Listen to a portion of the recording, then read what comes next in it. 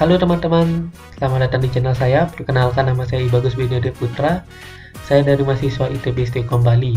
Nah, di sini saya akan menjelaskan atau mereview tentang buku digital yaitu Ke Surga Naik Sepeda. Nah, buku ini dibuat oleh Nadji Kartapati Set, yang dimana cetakan pertamanya pada Mei 2012 dan cetakan kedua diterbitkan adalah November 2019. Nah, sebelum saya akan melanjutkan mereview buku ini, alangkah baiknya saya akan menganjurkan kalian untuk mencuci tangan sampai bersih, dan jika tidak ada keperluan untuk keluar, silahkan diam saja di rumah, stay at home sampai pandemi ini hilang. Oke, seperti yang saya sebutkan tadi, buku ini dibuat oleh Nadji Kartapati, yang dimana diterbitkan cetakan pertamanya pada Mei 2012 dan cetakan keduanya pada November 2019. Nah, buku ini terdapat 14 bagian cerita, yang dimana 14 bagian cerita ini tidak saling terhubung. Nah, cerita-cerita ini menceritakan sebuah parodi realita peristiwa yang ada di sekitar kita atau negara ini. Nah, sebelum saya menceritakan bagian-bagian ceritanya, di sini saya akan menegaskan bahwa yang saya akan ceritakan hanya sinopsisnya saja yang saya buat, yang saya rangkum dari sebuah ceritanya ini, supaya agar kalian lebih gampang untuk memahaminya. Nah, di cerita pertama ini berjudul Pada Sebuah Hotel. Nah, di sini menceritakan seorang duda yang menyewa pijat begituan atau pijat dewasa, yang dimana hal yang tidak dia sangka yaitu yang datang dalam pijat dewasa itu adalah mantan istrinya.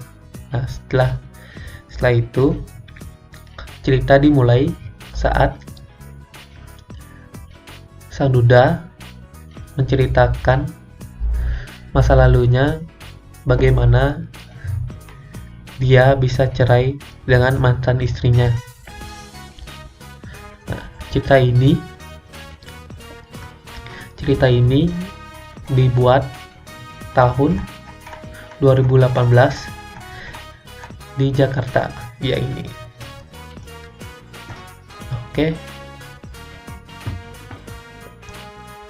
Oke, di cerita bagian kedua ini bernama Sari Ikut Kampanye. Nah, di sini menceritakan tentang seorang gadis bernama Sari yang mengikuti kampanye dan bertemu seorang yang dia tidak kenal dan menawarkan Sari kerja. Nah, di sini Sari menerima dengan senang hati dan dia tidak tahu bahwa dia dibawa ke rumah prostitusi untuk menjadikan Sari itu seorang PSK. Nah, di sini ceritanya dimulai dari Sari yang mengikuti kampanye. Setelah itu bertemu seperti yang saya sebutkan tadi. Nah, setelah dibawa ke rumah prostitusi, nah di sini Sari berusaha kabur. Bagaimanapun caranya dia berusaha kabur.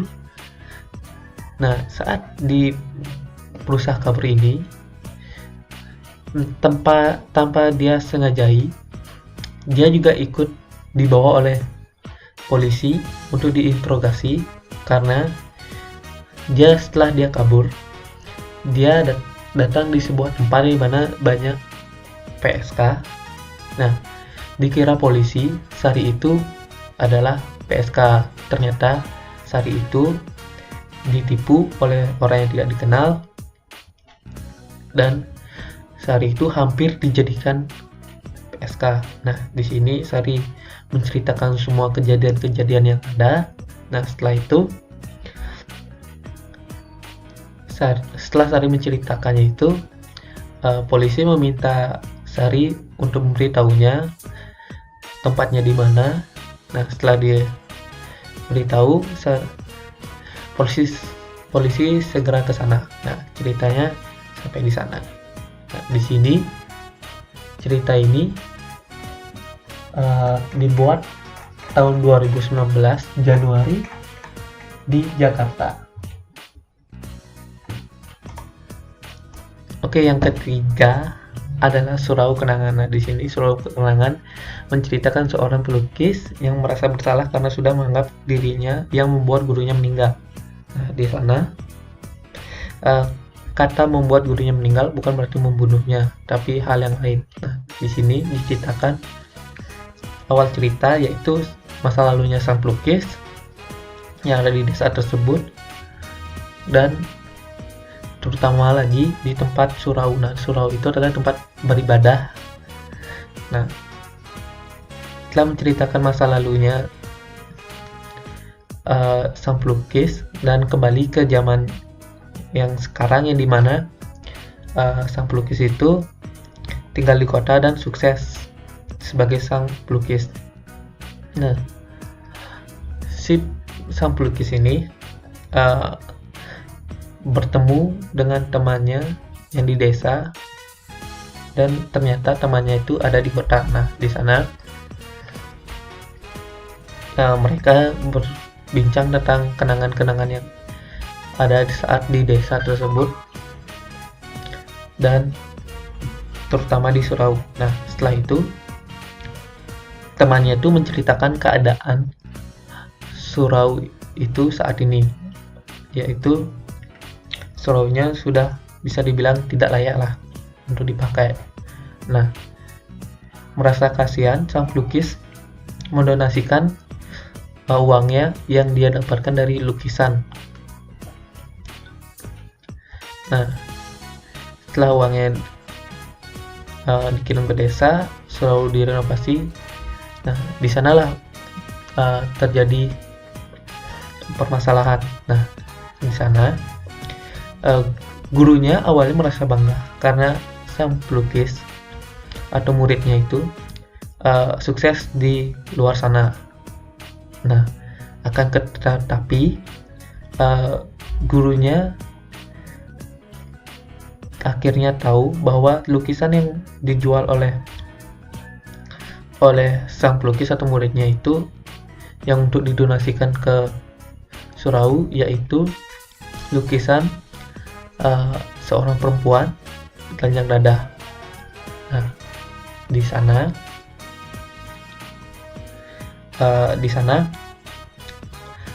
gurunya mulai kecewa dengan muridnya itu, dan saking kecewanya gurunya itu tidak menganggap surau itu sebagai tempat beribadah. Nah, setelah itu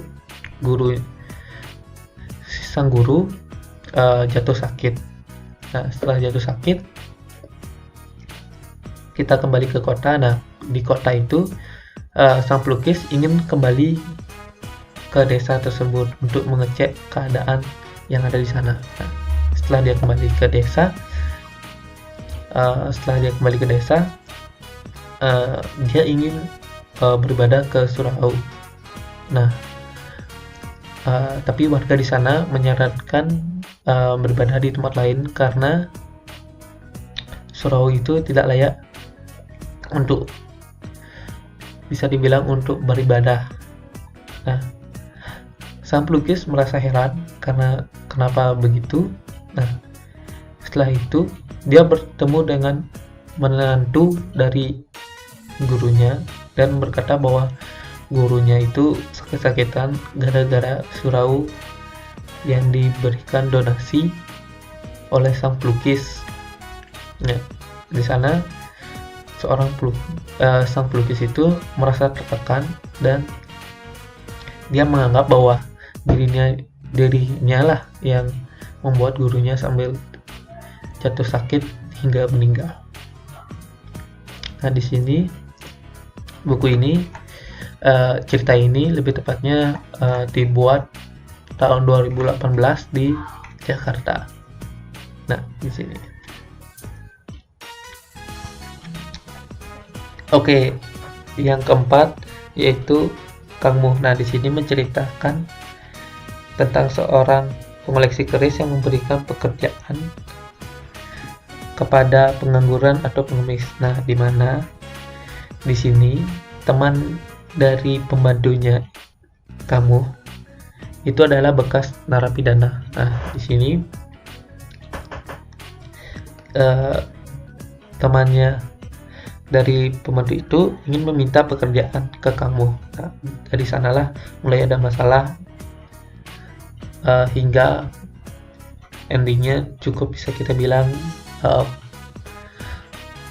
bagus, atau endingnya bisa dibilang terharu lah. Nah, di sini cerita kamu ini dibuat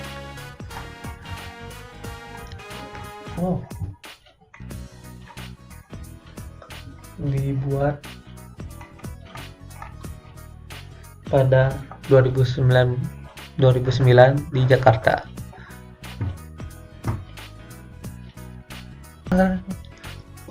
Oke, yang kelima adalah Karuna. Nah, di sini Karuna menceritakan seorang pengacara yang dimana menjalani pekerjaannya tanpa mementingkan keadilan. Nah, di sini pengacara sebagai karakter utama, yang dimana pengacara di sini melindungi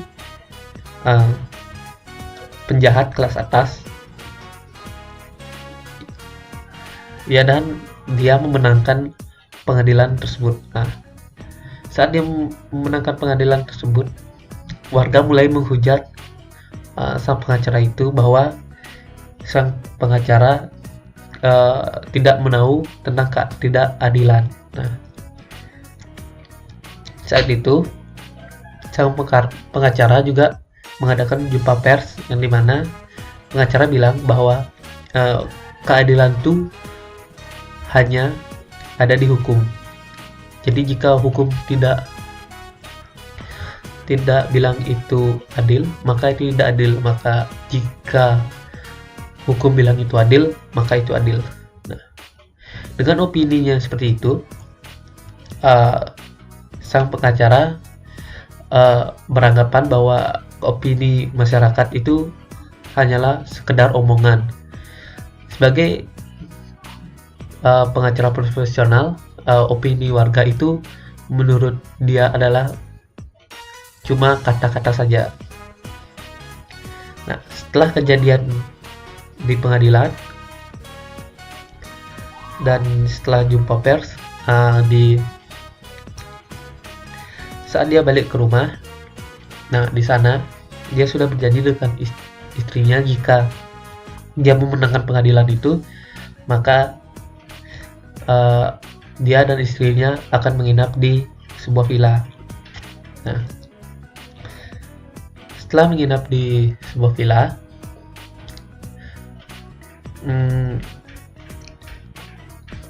tanpa disengaja atau tanpa tidak diduga,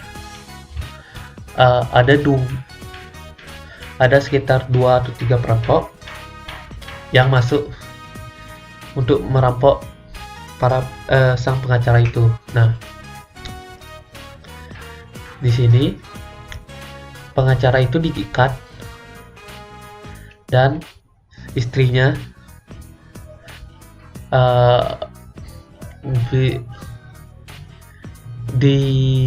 didewasakan oleh perampok tersebut. Nah, yang sang pengacara tidak terima dengan itu, dan sang pengacara ingin menuntut balik perampok itu. Nah, setelah itu istrinya dibawa ke rumah sakit, dan setelah di rumah sakit datang seorang dari perusahaan Singapura untuk menghampiri dia. Nah, di sana sang pengusaha itu bilang bahwa yang merampok itu adalah saudara kembar saya. Nah, di sini sang pengusaha ingin sang pengacara untuk membela sang perampok. Nah, ketika itu sang pengacara tidak ingin membela itu dan tetap menuntutnya. Dan setelah sang pengacara itu berpikir kembali, dan itu kesalahan yang dia lakukan kenapa mengakibatkan bahwa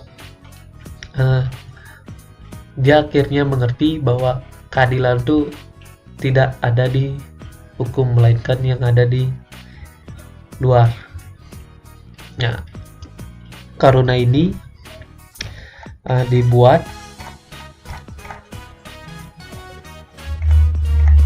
pada 2008 di Jakarta. Nah, yang keenam adalah setelah 7 tahun. Nah, di sini menceritakan tentang seorang istri yang menceritakan kejadian 7 tahun yang lalu, yang dimana suaminya dijadikan korban salah tangkap.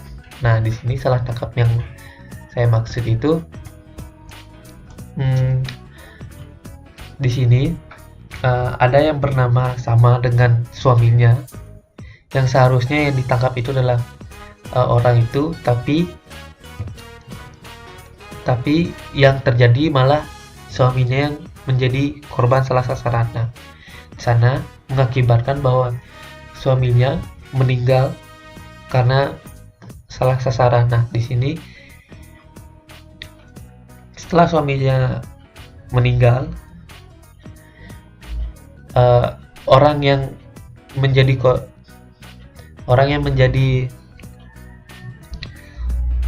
sasaran yang sebenarnya datang ke rumah sang istri dari korban dan memberitahunya bahwa seharusnya saya yang tertangkap, bukan suami ibu yang tertangkap. Nah, ceritanya bermasalah di mana salah sasaran dari pihak polisi, yang dimana 7 tahun yang lalu ini bukan berarti 7 tahun dari tahun yang kita sekarang, melainkan tahun yang ada di buku. Nah, di sana menceritakan baru runtuhnya Orde Baru. Nah, setelah runtuhnya Orde Baru, polisi atau ya kita bisa bilang kata polisi gadungan atau nggak polisi KW atau semesti lainnya itu bergerak bebas di zaman runtuhnya Orde Baru. Nah, buku ini cerita ini lebih tepatnya diterbitkan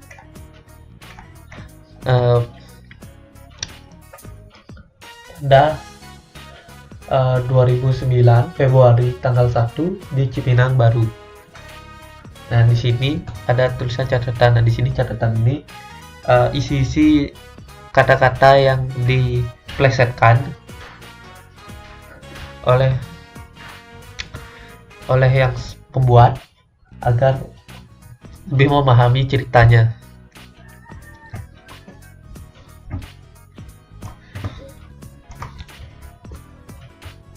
Oke, yang selanjutnya adalah BLT. Nah, di sini BLT menceritakan tentang keluarga miskin yang menolak bantuan dari warga setempat. Nah, di sini ceritanya dari sudut pandang tetangga dari keluarga miskin ini. Nah, di sini si tetangga itu ingin menolong keluarga miskin itu agar mendapatkan bantuan dari pemerintah. Nah, di sini si tetangga melaporkan ke Pak RT, dan setelah itu Pak RT membereskan atau menyelesaikan supaya dapat bantuan dari pemerintah. Dan di sini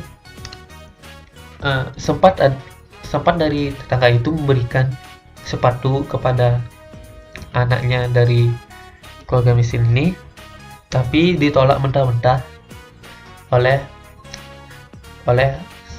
kepala keluarga dari keluarga miskin. Nah, setelah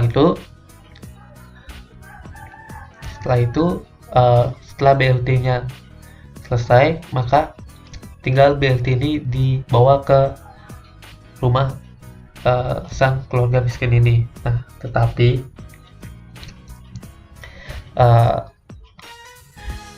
kepala keluarga dari keluarga miskin ini juga menolak bantuan yang diberikan oleh Pak RT. Nah, kejadian setelah ini dia memberi klarifikasi bahwa bantuan itu dia tidak terima karena alasan apa dan gimana, seperti ada di buku. Karena di sini saya cuma membicarakan sinopsisnya saja untuk yang BLT. Oke, buku ini atau bisa dibilang judul ini dibuat pada tanggal 2007 di Jakarta. Oke, di sini selanjutnya adalah Pedati Malam. Nah, di sini menceritakan tentang seorang pemburu dan temannya yang masuk ke hutan, dan si pemburu itu tidak menghiraukan perkataan penduduk di sana tentang kepercayaan penduduk di sana. Nah, di sini di judul cerita ini kita bisa bilang ini cerita yang horor atau supernatural, yang dimana si pemburu membunuh hewan yang unik ada di hutan karena saking kesalnya dia tidak mendapatkan buruannya dari pagi hingga sore. Nah, sebelum mereka masuk hutan, mereka sudah disuruh agar dari penduduk sana agar menjaga sikapnya mereka. Aturan-aturan harus diikuti, tapi yang mengikuti itu hanya si teman pemburunya saja, dan si pemburu itu tidak menghiraukan perkataan tersebut. Nah, terjadilah hal-hal yang aneh setelah mereka menginap di rumah penduduk tersebut. Nah, hal-hal aneh, temannya melihat sesuatu di malam hari dan menceritakannya ke penduduk sana. Nah, setelah di pagi harinya, si pemburu mandi di sungai dan menaruhkan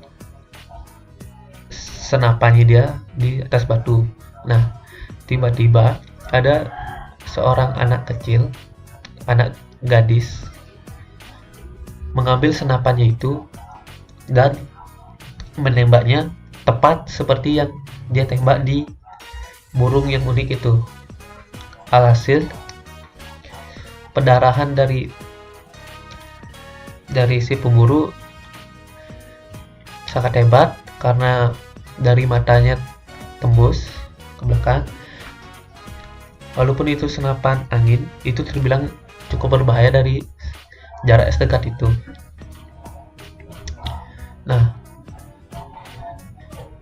setelah itu temannya mencari dia di sungai, ternyata bahwa si pemburu itu sudah keadaan sekarat atau hampir kehilangan nyawa. Nah, sayangnya setelah di perjalanan untuk bawa ke rumah sakit, sang si pemburu itu akhirnya meninggal. Nah, buku ini dibuat, judul ini dibuat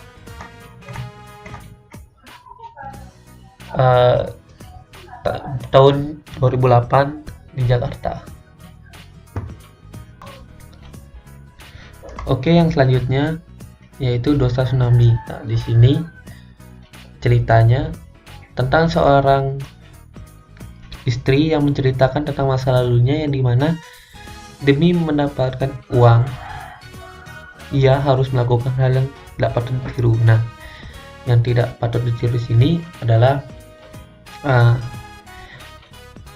di sini di tahun yang ini terjadinya tsunami Aceh.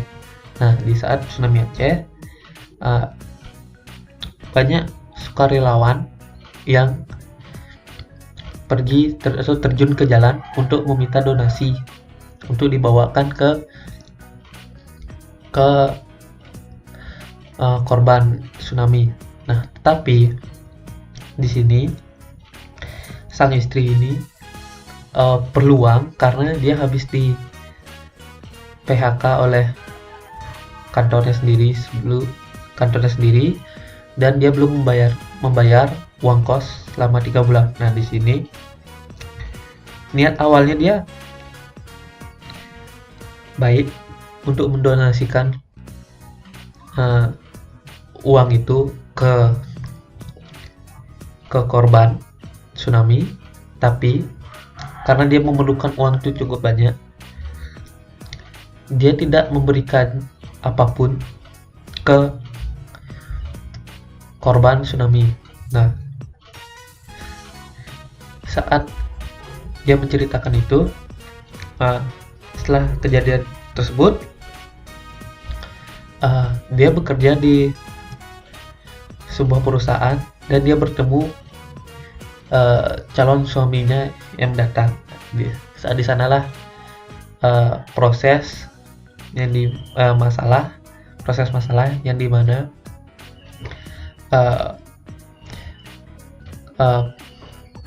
bisa dibilang istrinya ini menipu orang-orang untuk mendonasikan uang ke korban tsunami, tapi ternyata dia memakainya untuk sendiri untuk membayar hal yang lain-lain. Nah, setelah dia menceritakan itu kepada suaminya mengambil tabungan yang dia awalnya ingin membelikan rumah, tapi DP kredit rumah lebih tepatnya. Nah, uang itu tidak jadi dibeliin rumah dan dibawa ke panti asuhan untuk membayar dosa-dosa dari istrinya, yang dimana istrinya itu menipu orang-orang. Nah, cerita ini dibuat pada tahun 2009 di Jakarta. Nah, yang selanjutnya itu Aibtu dan pacarnya. Dari sini menceritakan sang polisi yang menangkap saudara dari pacarnya, yang ternyata saudari pacarnya itulah preman. Nah, di sini menceritakan bahwa seorang polisi harus bertindak tegas kepada oknum-oknum walaupun itu ada hubungannya dengan percintaannya dia atau pun keluarganya dia sendiri. Nah, judul ini dibuat pada tahun 2008 November di Jakarta.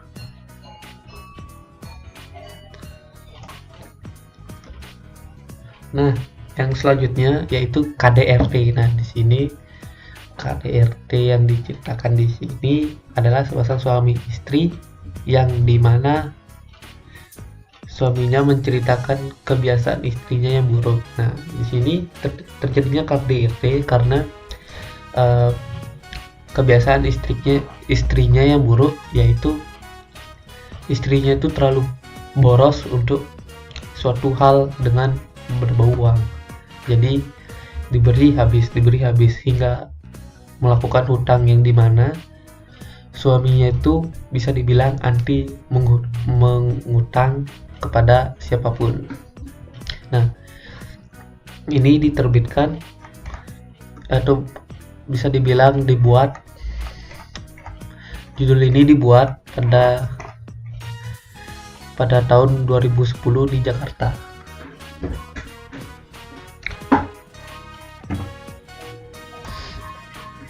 Oke, yang selanjutnya adalah bukan lelaki sembarangan. Nah, di sini diceritakan bahwa seorang ayah dan anak, yang dimana ayahnya orangnya ringan tangan dalam membantu orang lain. Nah, di sini ringan tangan yang dimaksud adalah suka memberi sesuatu atau membantu orang lain dalam kesusahan. Nah, di sini sang ayah pun sebenarnya kesusahan karena dia yang terbilang orang biasa saja atau menengah ke bawah bisa dibilang.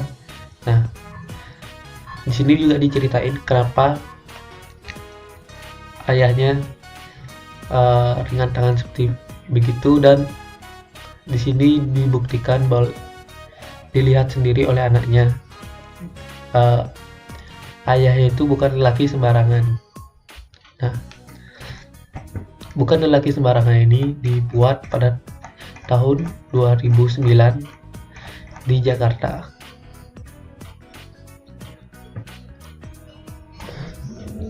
Nah, di sini yang selanjutnya yaitu Suntiatun. Nah, di sini menceritakan seorang perempuan yang dibesarkan di desa nelayan, pergi ke luar negeri melihat keindahan negara lain sambil menjalankan profesinya sebagai pramusek demi kelangsungan hidup. Nah, di sini diceritakan juga si Suntiatun atau panggil Tia adalah seorang pramusek. Nah, pramusek itu adalah bisa dibilang travel atau pergi kemana-mana tapi dengan berhubungan intim. Nah, di situ profesinya dia muncul, dan di sana juga untuk kebutuhan hidupnya sehari-hari yang ada di kota setelah dia pindah dari desa ke kota. Nah, buku ini dibuat pada tahun 2007 di Jakarta. Lebih tepatnya judul cerita ini.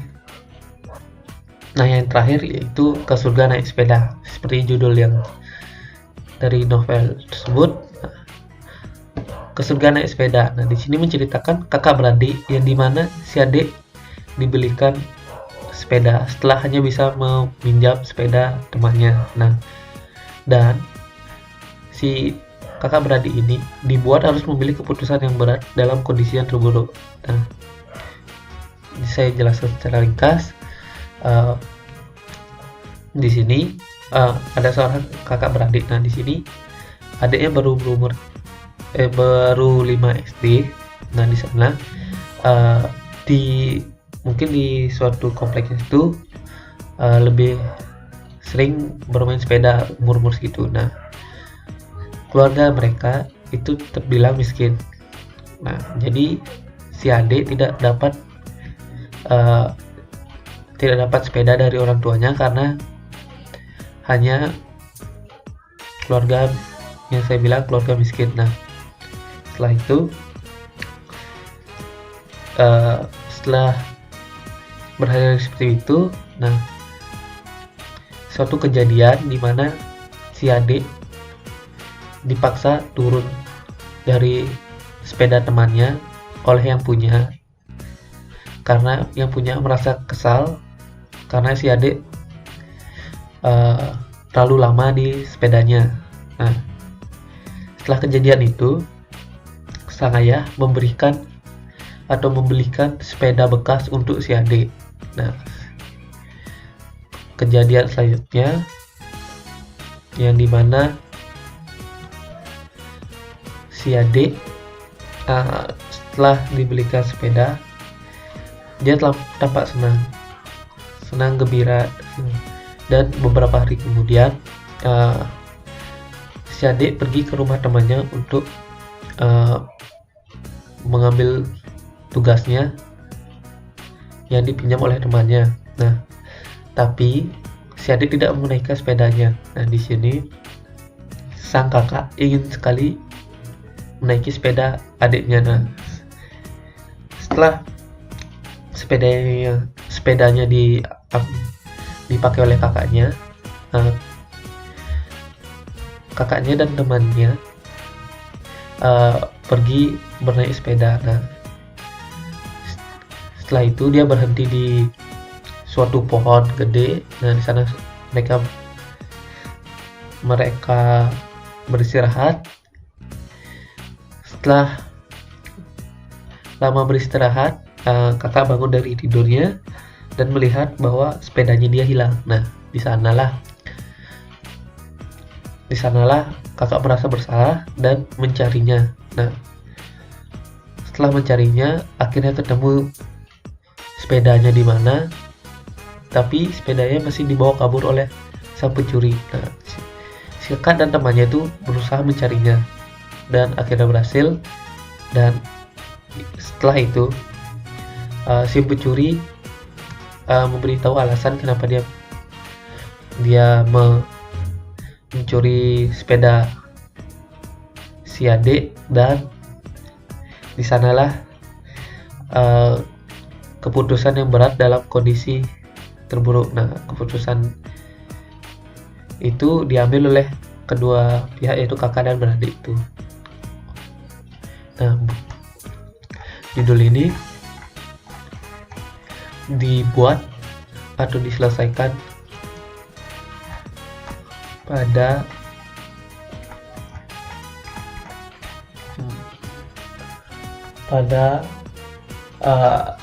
tahun 2010 bulan 8 tanggal 30 di Cipinang, Hanapi. Nah, itulah cerita atau bagian inti dari cerita tersebut. Ini mengandung spoiler jelas. Nah, pendapat saya dari novel atau buku ini,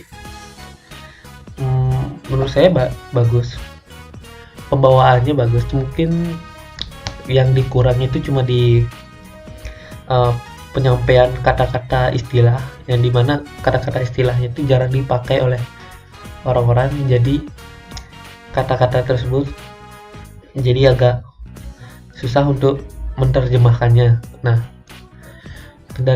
mungkin dari itu aja. Terus novelnya ini menurut saya fase dari ceritanya tuh tidak dipaksa, maksudnya dalam artian tidak dipercepat berapa halaman, tidak. Ini pas menurut saya dari semuanya. Mungkin yang agak kepaksa itu mungkin di Kangmu, karena di sana tuh kerasa kalau itu dipercepat terus.